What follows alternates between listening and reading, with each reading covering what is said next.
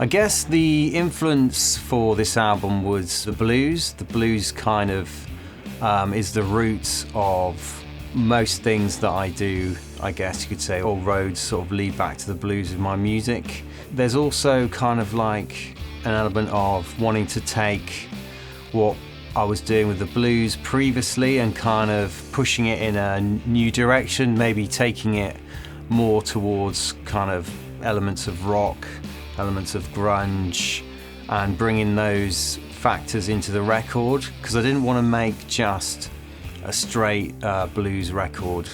For me, I always want to take a genre and kind of push it.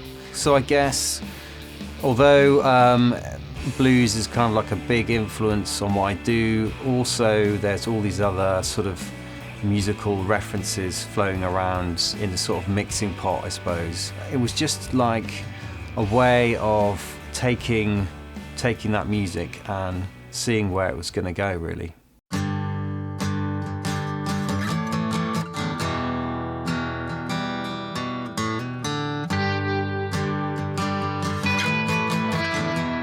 I guess for me, the songwriting process, really, I have a guitar with me most of the time. I'll try and keep a guitar with me and I'll just pick it up, and then I'll maybe be playing with a riff and something will come to me, and then the lyrics will come to me as well, and the melody, and I guess maybe as the song evolves, I'll tweak those lyrics and the meaning of the song will sort of become apparent, but it's more a kind of organic process. I guess I don't really sit down and say, right, I'm going to write a song about this topic and it's going to be like this and it's going to be like this. It's more a sort of natural, organic thing, and I think that's part of who I am as a musician, I think.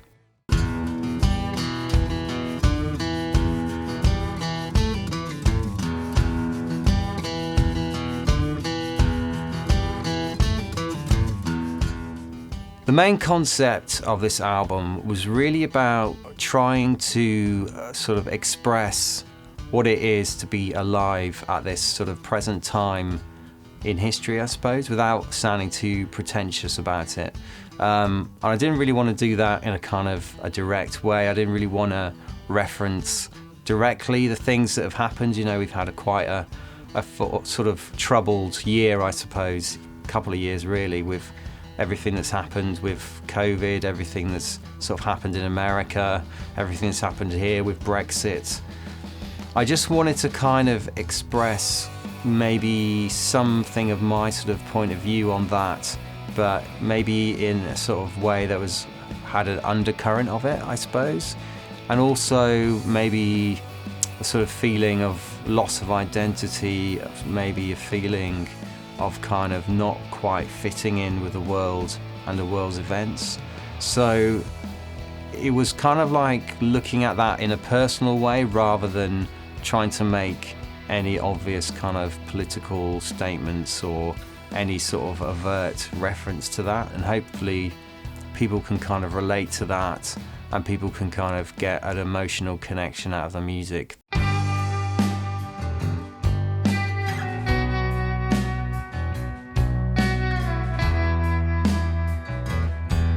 My favourite tracks from this album were the singles. The singles are kind of those songs that I feel are sort of the most special and have the most sort of resonance for me and hopefully other people when they listen to them. Redemption was written in the lockdown last year, so I guess it's kind of really interesting to take something which was written at that point and at that emotional space that I was in, which was kind of quite a difficult space, and to kind of be sitting where I am now. And yeah, it kind of has an interest to me because it's got that look, kind of reflection, and it's interesting to see how things have kind of moved on from that point, which I'm pretty glad. Pretty glad that it has moved on since, because it was pretty bleak times then.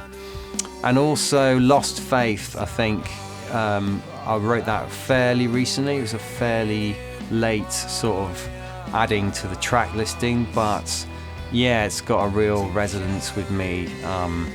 it's got a really sort of strong emotive feeling when I sing it. So I guess for that reason, those songs are kind of the most important to me.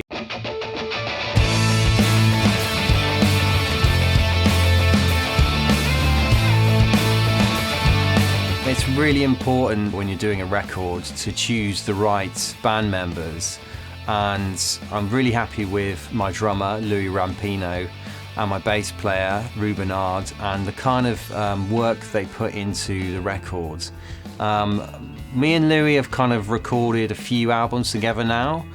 Basically the first one was The Devil Beside Me, and then we did Broken Roads, which is the last record, and now this one really. So I guess it was really good to know what I could expect from Louis and to know what sort of direction he would take the drums. He has a way of kind of looking at a track and not necessarily going for the sort of obvious drum pattern, the obvious beat, which is kind of cool with what I'm trying to do with this record, which is sort of not go down the sort of obvious route.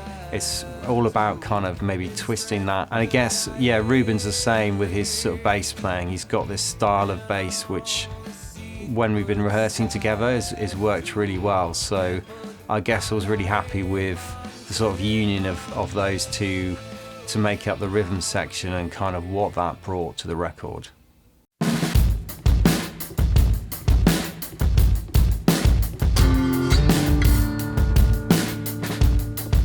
I chose Masterlink Productions for the recording and James Welch as the producer. Originally because he was kind of recommended to me sort of through a manager, and we did a few sort of acoustic tracks and those turned out really well. I was really sort of happy with the kind of outcome of those, and then it was kind of like a next logical step just to come back here and record the album really. What I love about the place is it's just like in the middle of the countryside. You've got sort of tranquil scenery outside. You can step out and you can be away from the city, and also it's kind of like quite not necessarily a small studio, but it's just got that sort of homely feel about it.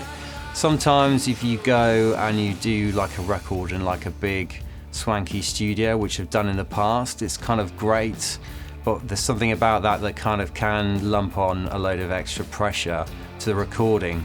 So it was really nice to sort of come to sort of Masterlink and just have this sort of homely environment where you could kind of relax in and ultimately put out your best work. So yeah, that was kind of like the main sort of reason why I decided to sort of come here to do the record.